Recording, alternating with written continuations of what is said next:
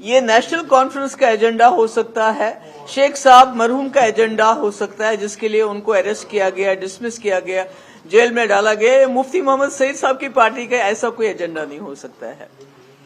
तो उससे पहले मैं ये कहना चाहती हूं कि जो पिछले कुछ दिनों से श्रीनगर में जर्नलिस्ट के साथ हो रहा है, जो रिपोर्ट्स आ रही है, उनको थाने में बुला के उनको बॉन्ड साइन करवाए जा रहे हैं, मैं उसकी मजम्मत करती हूं। और मैं उम्मीद करती थी कि फारूक साहब इसके बारे में बात करेंगे, इसको कंडेम करेंगे, मगर उसके बजाय वो जो बात मैंने कह दी पीर पंचाल रीजन को लेके और चिनाब वैली रीजन को, आप सभी लोग जानते हैं पीर पंचाल एक ऐसा रीजन है, दूर दराज का इलाका है, और वहां जब भी हमारे दो मुल्कों के बीच में तनाव होता है तो शेलिंग हो, गोलाबारी हो, तो उसको उनका खिमियाजा भुगतना पड़ता है। और बहुत ही लोग वहां जो है अभी पस्त हालत में हैं। तो इनको इंतजामिया वहां देना, वहां डिवीजन उनको देना, एक डिविजनल कमिश्नर का बैठना, मुझे समझ नहीं आता ये कहां से बन गया डिक्सन प्लान। इसी तरह चिनाब वैली जो एनवायरमेंटली आपको पता है कि वहां कितना फ्रेजाइल है, कितनी वहां पर जो है नेशनल डिजास्टर्स आते हैं, कितने वहां एक्सीडेंट्स होते हैं, क्या वहां का माहौल है, वहां जो बिजली सबसे ज्यादा पैदा होती है, जो हमारे पूरे स्टेट को नहीं पूरे मुल्क में जाती है, पर वहां आपने देखा है कि नेशनल हाईवे कितनी बार बंद होता है, कितनी दिक्कतें होती हैं।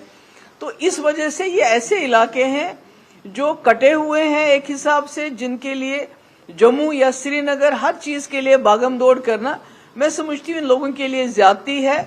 लोगों की एम्पावरमेंट होनी चाहिए। जमहूरियत की सबसे बड़ी निशानी है कि लोगों के पास हुकूमत पहुंच जाए। तो मैंने एडमिनिस्ट्रेशन की बात की है, मैंने कोई डिक्सन प्लान की बात नहीं की, कि मुफ्ती साहब ने अपनी सारी जिंदगी गुजारी जम्मू कश्मीर को इकट्ठा रखने में। उन्होंने इतना बड़ा फैसला जो बीजेपी के साथ जाने का किया वो भी था कि जम्मू और कश्मीर के मैंडेट को इकट्ठा चलाया जाए।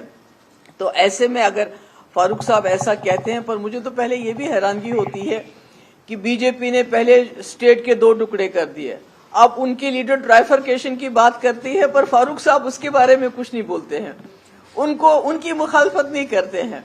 पर चूंकि महबूबा मुफ्ती ने कहा राजौरी, पुंछ, डोडा, किश्तवाड़, जो भी चिनाब वैली या पीर पंचाल वैली है, वहां उनका एक डिविजनल एडमिनिस्ट्रेशन क्रिएट होना चाहिए।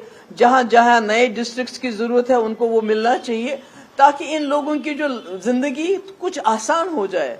तो इसमें फारूक साहब को गुस्सा आया तो मैं क्या करूं, सिर्फ उनको यही गुजारिश करूंगी, आप याद कीजिए कि आपके वालिद को किस डिक्सन प्लान के लिए जेल में डाल दिया गया था, तो आपको पता चलेगा कि नेशनल कॉन्फ्रेंस का क्या एजेंडा है और पीडीपी का एजेंडा रहा है मुफ्ती साहब का कि जम्मू कश्मीर के ये एक ध्यान भटकाने की भी बात करते हैं। पीडीपी का एक ही एजेंडा है, जम्मू कश्मीर में इज्जत से अमन बहाल हो, जम्मू कश्मीर में बातचीत हो आपस में, और मुफ्ती साहब ने करके भी दिखाया वाजपेयी के टाइम में। जम्मू कश्मीर में शांति बहाल करने के लिए, अमन बहाल करने के लिए पाकिस्तान से भी बात हुई, रास्ते भी खुले, चाहे रावला कोट हो, चाहे उड़ी मुजफ्फराबाद हो, जो हालात ठीक हो जाएं, आर्मी को अपने बैरक्स में वापस जाना चाहिए, जो हमारे पावर प्रोजेक्ट हैं उनके लिए हमें कंपनसेट किया जाना चाहिए, या 2 पावर प्रोजेक्ट वापस दो। ये हमारा एजेंडा है कि जम्मू कश्मीर हंसता बसता रहे, इकट्ठा रहे, मगर लोगों को के पास सरकार पहुंचे। ये नहीं कि वो धक्के खाएं, राजौरी, पुंछ और डोडा किश्तवाड़ के लोग कभी श्रीनगर फाइल लेके, कभी जम्मू फाइल लेके, उनको सरकार अपने दरवाजे पे नहीं। तय तो ये तो उनको तय करना पड़ेगा, कश्मीरी पंडित को तय करना पड़ेगा। हम तो बिल्कुल उनके लिए नजरें बिछाए हुए हैं, वो आ जाएं, क्योंकि हमको लगता है हम नामुकम्मल है। आपको याद होगा पिछले साल मैं गवर्नर साहब से भी मिली, एलजी साहब से, और मैंने उनको बोला ये जो आपने 2 सीटें कश्मीरी पंडित के लिए नॉमिनेट कर रहे हैं, इनको नॉमिनेट करने के बजाय रिजर्व कर लीजिए, ताकि वो आए, वहां इलेक्शन लड़े, मुसलमान को कश्मीरी पंडित को वोट डालना पड़े, कश्मीरी पंडित को मुसलमान के घर जाना पड़े वोट मांगने के लिए, तो एक ताना बाना जुड़ेगा। आप यहां से दिल्ली, बॉम्बे में कोई कश्मीरी पंडित होगा, उसको काउंसिल में भेज देंगे, असेंबली में भेज देंगे, तो उसमें कश्मीरी पंडितों को फायदा क्या होगा? वो भी एक रास्ता बन सकता है। जब वो स्टेट को ट्राइफरकेट करना चाहते हैं, बाइफरकेट कर दी, उन्होंने तो बर्बाद कर दी जो राजा महाराजा साहब की स्टेट थी। जो गिलगित बलूचिस्तान तक जाती थी उसकी तो बर्बादी कर दी उन्होंने, अब और कितनी बर्बादी करेंगे।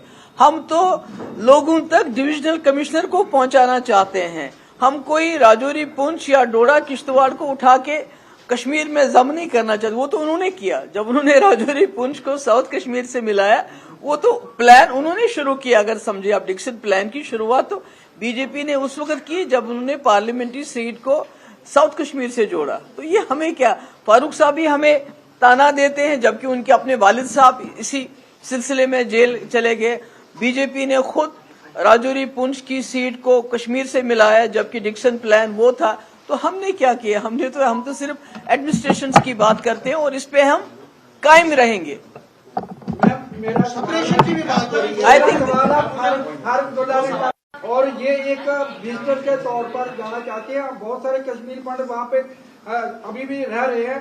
तो ये जो एक बहाना बनाया जा रहा है कि हमें होमलैंड दिया जाए, इसके ऊपर क्या कहेंगे? वो फारूक साहब ने क्या कहा है मुझे मालूम नहीं, मैंने उनका ये स्टेटमेंट सुना नहीं, पर मैंने कहा कश्मीरी पंडित हमारे भाई हैं, हम चाहते हैं कि वो इज्जत से कश्मीर वापस आ जाएं और वहां बसें, हमारे साथ बसें, ताकि जम्मू कश्मीर मुकम्मल हो जाए। जम्मू कश्मीर कश्मीरी पंडितों के बगैर नामुकम्मल है।